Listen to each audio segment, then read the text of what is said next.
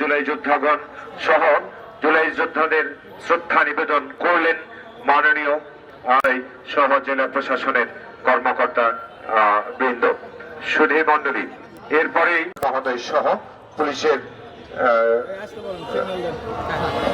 যে সম্মানিত কর্মকর্তা বৃন্দ এখানে এসেছেন, তাদের মাধ্যমে উদ্দেশ্যে স্মৃতিস্তম্ভে যথাযথ শ্রদ্ধা রেখে এই পুষ্পস্তবক অর্পণ করলেন।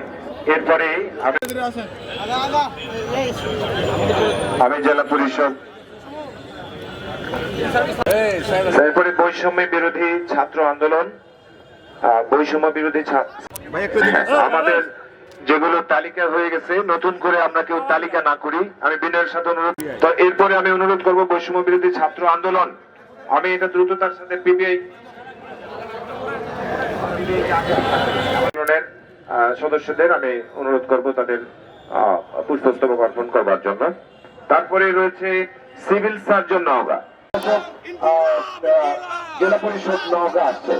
এখন এই মাত্র বৈষম্য বিরোধী ছাত্র আন্দোলন এরকম মানসিকতা থেকে বেরিয়ে আসার জন্য আমি বিনয়ের সাথে অনুরোধ করছি। এরপরে